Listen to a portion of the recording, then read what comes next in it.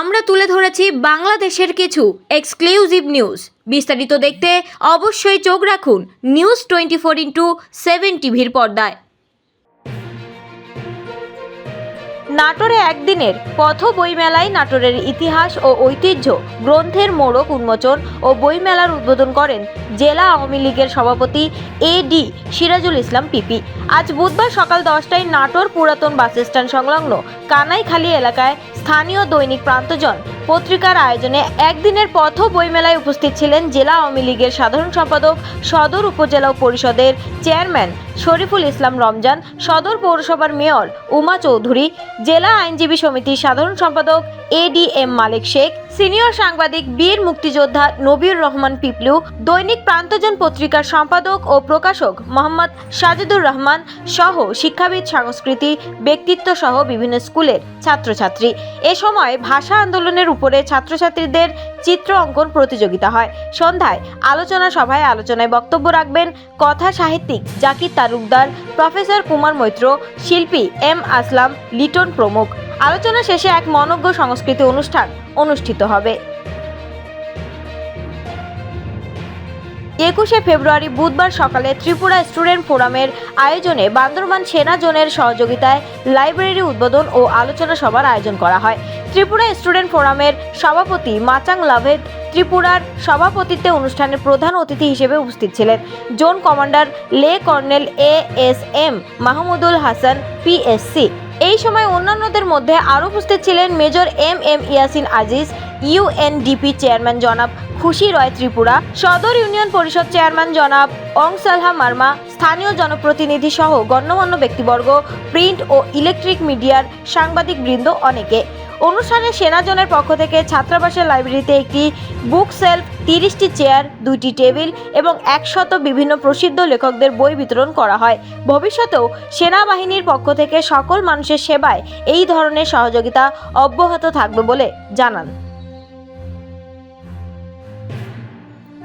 বর্ণাঢ্য কর্মসূচির মধ্য দিয়ে বান্দরবানে পালিত হয়েছে অমর একুশে। একুশের প্রথম প্রহরে কেন্দ্রীয় শহীদ মিনারে ফুল দিয়ে ভাষা শহীদদের প্রতি শ্রদ্ধা জানিয়েছেন সকল শ্রেণী পেশার মানুষ। মঙ্গলবার দিবাগত রাত 12টা 1 মিনিটে বান্দরবান কেন্দ্রীয় শহীদ মিনারে প্রথম ফুল দিয়ে শহীদদের প্রতি শ্রদ্ধা জ্ঞাপন করেন বীর বাহাদুর উসই সিং MP। এরপরে জেলা প্রশাসক শাহ মোজাহিদ উদ্দিন, পুলিশ সুপার সৈকত শাহিন, জেলা পরিষদের চেয়ারম্যান কৈশল্যা, মুক্তিযোদ্ধা সংগঠন, জেলা আওয়ামী লীগ, বিভিন্ন রাজনৈতিক দল, স্বেচ্ছাসেবী সংগঠন সহ বিভিন্ন সরকারি বেসরকারি প্রতিষ্ঠান ফুল দিয়ে শহীদদের প্রতি শ্রদ্ধা জ্ঞাপন করেন। এ সময় সকলের কণ্ঠে ধ্বনিত হয় আমার ভাইয়ের রক্তে রাঙানো 21শে ফেব্রুয়ারি, আমি কি ভুলিতে পারি। এদিকে 21শে ফেব্রুয়ারির সকালে সূর্যোদয়ের সাথে সাথে সকল সরকারি, বেসরকারি ও স্বায়ত্তশাসিত প্রতিষ্ঠান ও ব্যক্তি মালিকাধীন ভবনে জাতীয় পতাকা উত্তোলন ও অর্ধনমিত রাখা হয় এবং আন্তর্জাতিক মাতৃভাষা ও শহীদ দিবস উপলক্ষে প্রশাসনের পক্ষ থেকে বান্দরবান জেলায় বিভিন্ন কর্মসূচির আয়োজন করা হয়েছে। নাটোরে মহান শহীদ দিবস ও আন্তর্জাতিক মাতৃভাষা দিবস উদযাপিত হয়েছে। রাত 12টা 1 মিনিটে শহরের সিরাজউদ্দৌলা সরকারি কলেজ শহীদ মিনারে সকল ভাষা শহীদদের স্মরণে পুষ্পস্তবক অর্পণ করে বিনম্র শ্রদ্ধা নিবেদন করা হয়। এই উপলক্ষে জেলার প্রশাসনের আয়োজনে শহীদ মিনারে বীর শহীদদের প্রতি প্রথমে পুষ্পস্তবক অর্পণ করেন জেলা আওয়ামী লীগ, পরে জেলা প্রশাসক আবু নাসের ভুইয়া, পুলিশ সুপার তারিকুল ইসলাম, পৌরসভার মেয়র উমা চৌধুরী জলি সহ রাজনৈতিক নেতৃবৃন্দ, প্রশাসনের কর্মকর্তাগণ, বিভিন্ন সামাজিক সাংস্কৃতিক সংগঠন শহীদ মিনারে পুষ্পস্তবক অর্পণ করে বিনম্র শ্রদ্ধা নিবেদন করে। তাছাড়াও সকাল হতেই সকল শ্রেণী পেশার মানুষ ও সামাজিক সংগঠন হাতে ফুল ও ফুলের তোড়া নিয়ে শহীদ মিনারে ফুল দিতে আসেন। দেখুন বিস্তারিত। 21শে ফেব্রুয়ারি মহান ভাষা দিবস 8 ফাল্গুন 1430। এই দিনে গ্রাম বাংলার ঐতিহ্য ছোট সোনামণিদের বিনোদনের প্রধান আকর্ষণ বায়োস্কোপ। বাংলাদেশ শিল্পকলা একাডেমি মাঠ প্রাঙ্গণে সেদিনের বিকালে ছোট্ট সোনামণিদের বায়োস্কোপ দেখার একটি সুন্দর দৃশ্য দেখে নিন। পাতার ভাঁজে ভাঁজে থোকায় থোকায় ঝুলছে বাহারি রঙের ফল। এমন দৃশ্য দেখা মিলছে পটুয়াখালীর দশমিনা উপজেলার বেতাগী শানকিপুর ইউনিয়নের বড়গা পালদি গ্রামের কৃষি উদ্যোক্তা আবু ইউসুফের মিশ্র ফল বাগানে। বাড়ির পাশের পতিত জমিতে গড়ে তোলেন মিশ্র ফল বাগান।